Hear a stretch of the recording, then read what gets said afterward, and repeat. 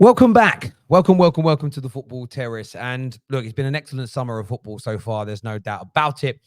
But of course, the transfer window is on. People have maybe taken a little bit of time away from Premier League football. But what you start to see almost straight away when transfers get close to clubs is the bitterness, the anger, the frustration rise to the surface, seep through the pores of so many individuals. Sometimes it's towards people's own clubs, but often it's the rivals. And we've all seen the transfer rumor. Some reports saying the deal is all but done, some saying it is done, some saying it's close, some saying that bids have been rejected. But essentially, we know that Arsenal are linked to Ricardo Calafiori. We know that Chelsea are also looking towards him as well. Whether it gets over the line or not, to some degree, what I'm about to, the story we're going to speak about now, that is somewhat irrelevant to a certain point. In my humble belief, Man United are the most hated club in England. We're going to come on to them later in the show. But Arsenal run a very, very close second. Sam Maguire here, who is a top Liverpool journalist, instead of speaking about either the ability of Calafiori, whether he rates him or not, how he can impact Arsenal, how he can make them better. Maybe he thinks he'll make them worse. Maybe he thinks it'll ruin the dressing room. I think those opinions would make a lot of sense. But instead, now this is a professional journalist who has gone down the lines of the nameless, shameless football banter by stating, I was told William Saliba was the best centre-back in the world. By the way, most Arsenal fans don't say that. But here's Arteta assembling a back four of centre-backs, essentially stating that it feels to me like he said, this is a really good signing. But it's such a good signing that it proves that the likes of Saliba weren't good enough in the first place.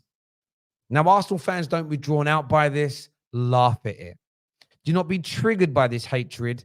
Laugh at it. Do not be annoyed by this illness. Laugh at it.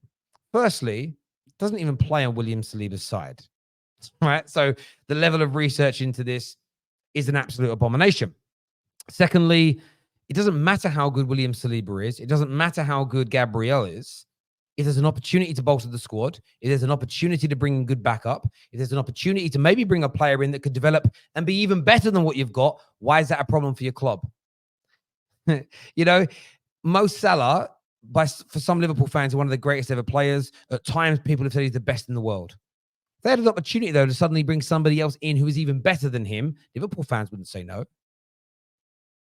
If there's a chance for Liverpool to sign a young winger that could go on to be better than Salah, they wouldn't say no. They wouldn't say no to any position. I mean, in fact, Liverpool would be bending over backwards and going crazy if they were about to sign Calafiori. But instead of having the decency, and I understand football banter, it plays a part, but I don't even think this is banter. I think this is a genuine dig. I think this is genuine annoyance. And I just think it's boring nowadays. Towards multiple clubs. I see it towards Chelsea all the time at the moment. Oh, they're 2 bad seasons. They've lost their pool. Nobody's going to want to go to them. They're a failed club. They're no longer big. Chelsea have barely lost any pool whatsoever. It's an absolute nonsense. And I just feel like banter's funny when the first person says it, maybe the second. By the time you get to the third, fourth, and fifth, it's so goddamn dry. Stop it. But look, whether Arsenal get this deal over the line or not, you could certainly see that there is fear amongst rivals for how good Arsenal are going to be again next year. There is fear about the improvements they could make with a signing like this. That is why the banter is there. If this was a dead signing, if this was a rubbish signing, the reaction would be laughter, there'd be jeers, there'd be, oh my God, I can't believe what Arsenal are doing. But instead, it's the other end of the spectrum, starting to tease you about other players. Massively, in my opinion, showing their arse. But that's just me. I want your views and I want your opinions on that.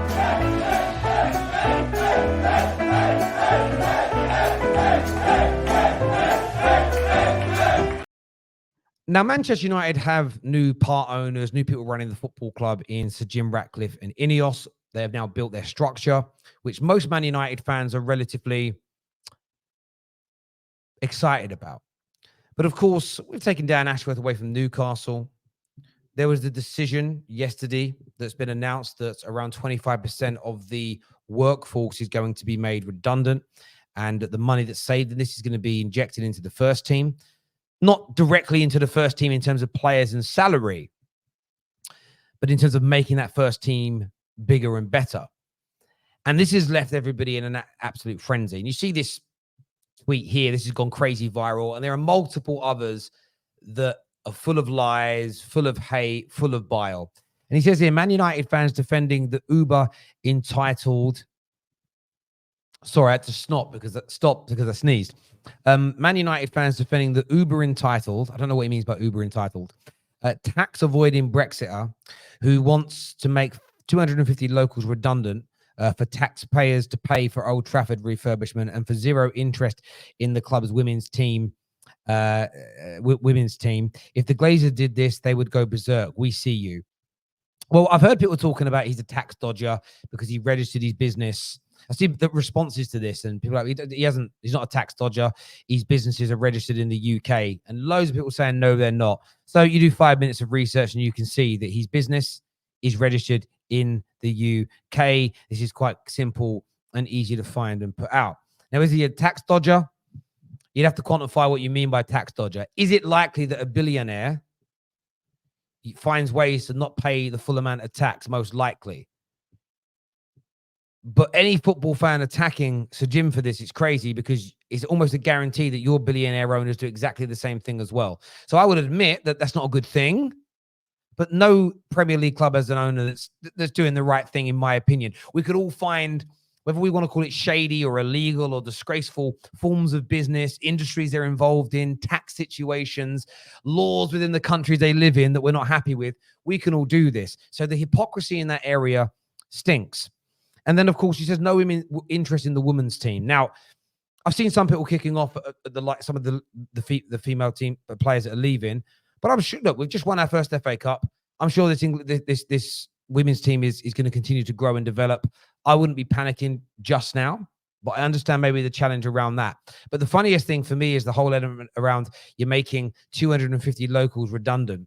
That's just such an overplay, in my opinion. I will start off by saying it's never nice to see anybody lose their job. However, people are ignoring the abundance of reports that have come out in the last 6 months. Well, in fact, it's not even ignoring. They've now suddenly got selective amnesia. When all the reports were coming out about how messy the office spaces were, how poor quality the work was, the inefficient way that the club was being run in most apartments, the cleanliness, the timekeeping, people actually doing jobs that were needed at the club, we were laughed at. Ha, ha, ha. United have got all these staff members earning money, running the club into the ground, nobody improving the team, nobody really caring. We were laughed at.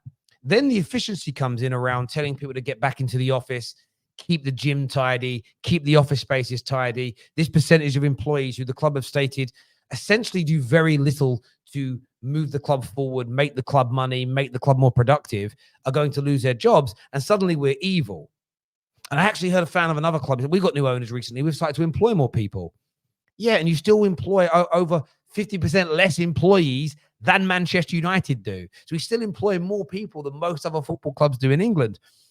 Now, as I state, if you can show me some evidence, I'll be very honest about this, that we have dismissed 250 people that are productive, that are needed, that are essential to Manchester United, and we've just got rid of them so the Glazers also, or because Ineos is going to pocket that £8 million a year as dividends, then I'll condemn it. But you've got to show me the evidence of this. You can't just surmise it.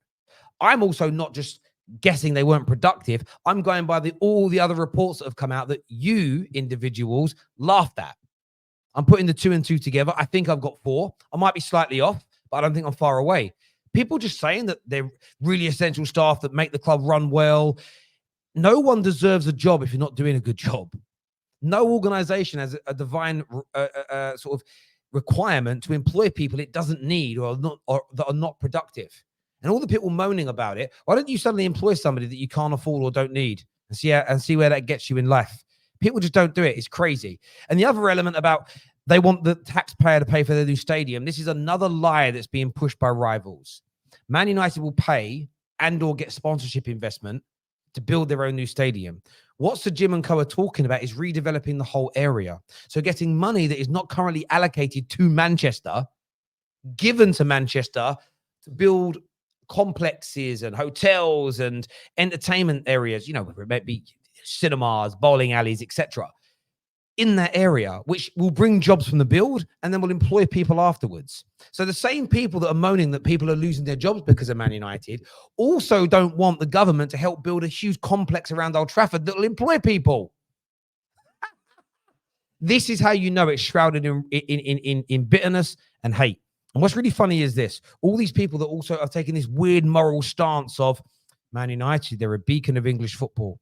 Manchester United, they're a pioneer. We should be holding them to a high standard. We should be looking at how they're run as a football club, and we should all be holding them to account. Where on God's green earth have you been for the last 17 to 18 years under the Glazer rule? Where have you been when we've been lumbered with debt, when the dividends have been taken out, when the club has been rotting, where people have been mistreated? Where were you then? You were laughing. You were enjoying it. Suddenly, efficient moves are being made. The club is trying to move in the right direction. Suddenly, we're evil. And you don't like how it's being run. But again, I'll change my mind on this when you provide me the evidence that these members were essential to the football club, that they were needed, and that they've only been sacked to save the club money because the rich people want the money. Show me. And remember, you would never cut staff that make you money if you're trying to save money. And you're going to go backwards without them, you would never make them redundant. Especially not with Man United's financial circumstance. But there is no point in an organization employing people that are not efficient, that are not progressing you and not doing a good job. That would be mad. Viewers, hit the like button. Please make sure you are subscribing. Until next time, take care. Goodbye. God bless. And I'll see you soon. Peace.